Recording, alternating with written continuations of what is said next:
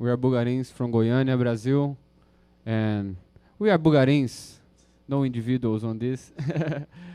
Gonna play some songs of our latest album, Sombra Dúvida. This one is called Dislexia Ou Transe.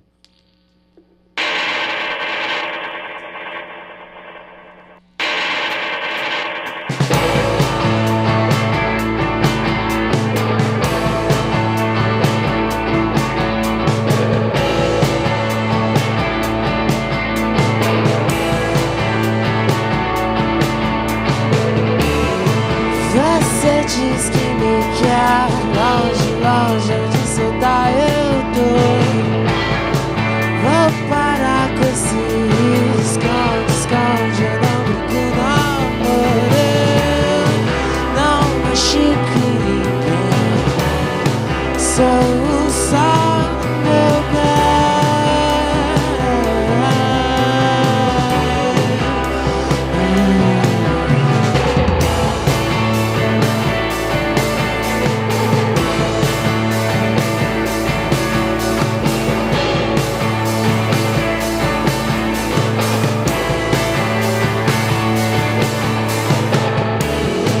Toda fala sua é um lance que antes nunca se pensou, que me joga no seu transe, transe mesmerizador.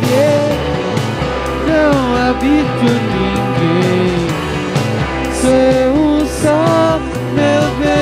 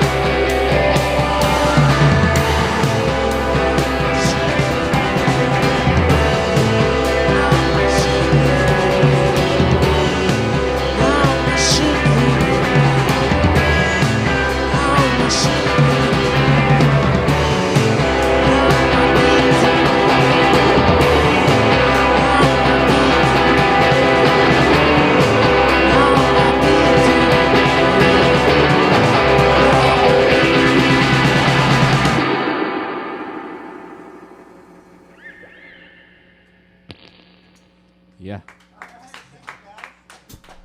Thank you guys so much. This is such a fun way to end a workday here. So the new album came out earlier this year. What I was curious about is just how, I know, Dino, you write most of the lyrics. How do these songs come together? Like, what, or you just experiment with different sounds and different... Yeah, Boogarins is a band that has like a lot of ways of creating. Sometimes it comes from the visual, sometimes it comes from the sound, sometimes it comes from the lyrics. So it doesn't have really like a formula. Gino comes with most of the lyrical and musical ideas, like the sparkle. But the way we collaborate and the way you arrange stuff together and the way improvisation is part of the way you arrange stuff makes the songs to be like part of the whole, in the same way that I think we like recognize ourselves in each other and the way we really feel like bonded, like the way that we've been able to tour and play these 5 years non-stop. I think we have a good relation and a good we are influenced by each other a lot, you know, musically and also in any other way. So what I mean is like the songs feel like it comes from all of us in the same way it comes from Gino, like the lyrics and all that.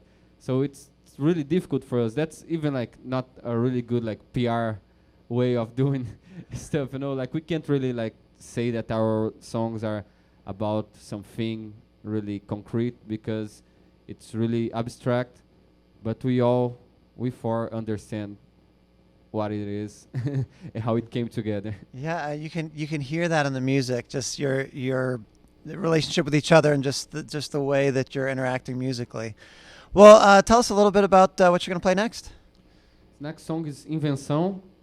It was one of the first singles of this last album. It's a song that also like had this chorus for a long time. We've been playing it like from years and years. And the way we developed to make it a proper song, it came like just in post-production, like sitting in front of the computer and like recording the chorus that he had, but already like, oh, let's take these drums that Inayan play in another song and let's loop it a little bit faster. Hey, Rafael, try to create a bass line above it. And then the song came together like that. So like the version we played live, like it wouldn't even like exist if it wasn't the recording process. So it's like a song that we can tell that is like a concrete example of what I was trying to explain, how the songs come together. That's great. Invenção.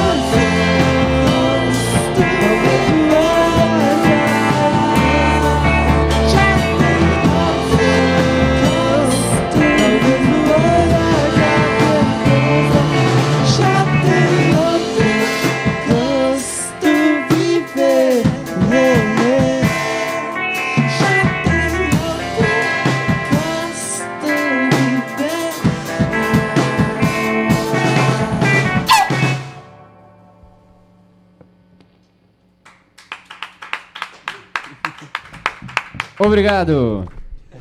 Thank you guys. So Bink, when you guys got together, it's been like 6 years ago. Were you already, you and Dino both already like deep into psychedelic music, or is that something you discovered together? And what was really influencing what this ended up sounding like?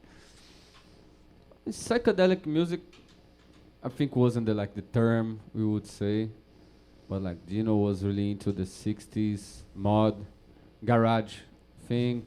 We in our city in Goiânia, we had like a big garage rock scene, but more close to like the more like stoner thing, the more heavy kind of thing. But we would have like tons of bands singing and playing songs in English, heavy songs, and I don't know. It wasn't like as if we were aware of a psychedelic music scene, you know.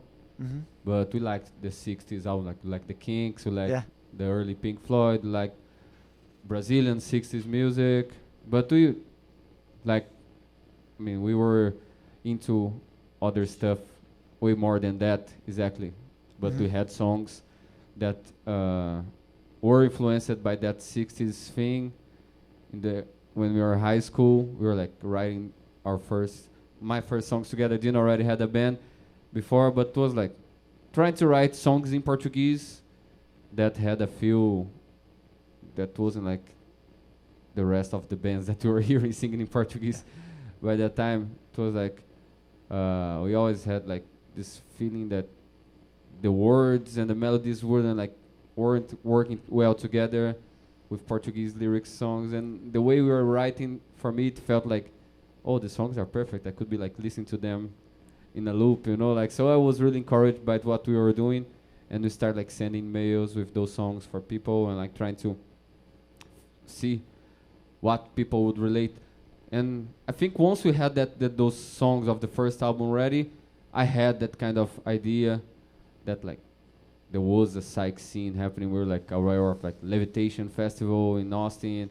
We tried to send to those guys. We were aware of like Burger Records, and then we sent the songs for them, and then like end up putting out the cassette.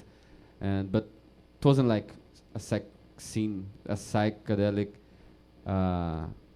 thing that made our songs to go further. I think the songs were good, and the way we create the whole like story around the songs was interesting for like who were observing those things, or like thinking about two kids recording songs in the like center of Brazil, like far from São Paulo, far from everything.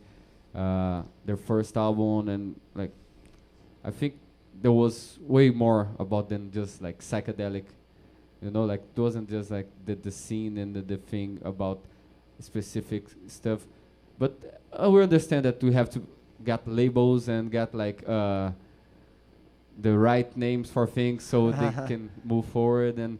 But we were like thinking about that at all. Of course we feel like pleased about like to be connected and to be like a name of the Brazilian psychedelic scene for the world. It's like real honor. We couldn't be more pleased by anything than like representing Brazil in any kind of like box that people choose to put us. Like the way we recorded in Bink's bedroom, it was very experimental, and I think that's why people quickly related to like mutantes and stuff. Like you can think that it's psychedelic, and I think the way we think ourselves psychedelic is more on this line of experimental stuff. As we started a recording project that's just me and Benki doing in the room, and then we took that to the stage, and Rafael got in, Hans, and then Inaya. I think we just don't want to do like boring music. It's more about be experimental, be like to make people feel like this laboratory going on and feel stuff. And I think that's the meaning of psychedelic for us, and I think it's more than just effects or whatever psychedelic is on the label thing, as we said. Because it's like that. We were not really used to be playing like the straight form of like what people call psychedelic. We're not playing like blues. No, I mean there's like a post-rock element to it, like an exactly. experimental, atmospheric. There's a lot of things going on in the exactly, and that's what I think it's special about it, and I think the audience can notice that when it's like watching us live, and it was more about that. We're like trying to be a rock band, but playing good riffs that were so good that we could be playing that in a loop, you know, like for 1 hour. You know? Yeah, yeah, That yeah. would be what we would be doing, and that's how we got like good in improvisations and good in trying to like experiment with sonic landscapes in the studio. It's all about like really pushing our music to a barrier of like we forgetting what it is, and just like getting like in a mantra. Mm-hmm. And of course, for some people that would be like, oh, that's really psychedelic. But yeah, we will not really accommodate in that genre, or like we're not like comfortable with just being called like a psychedelic. Yeah. rock band, I but get that definitely. Well, you got one more song to play for us here? We got two. Oh, two. All right. Whatever All right, you we're guys getting say. four. If you say one, it's one. No, two would be great. All right. What's up next? We can play like them really close, like tied to each other. This next one is called LVCO 4. It was a song that was supposed to be in Sombra Dúvida, but it's not. Uh-huh. Became So- like a bonus track. And after that we have Te Quero Longe, which is the second last track of the album. A beautiful ballad for everybody who is there listening and watching. Great. And for you guys here in the Paste Magazine studio in Atlanta. We play here later, but we're really happy to be playing for you here, guys. Yeah. If you check, we played already a Paste Magazine session before in South Yeah. by, like songs that we never played before live, and it's happy. That's probably our first live session in this album. Oh, So that's yeah. fantastic. Well, we're honored. Cool. This is LVCO 4.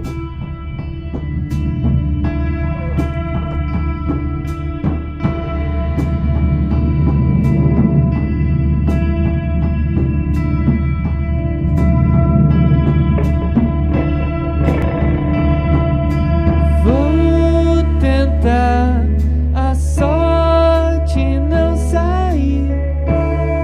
Na sua sombra quero ficar.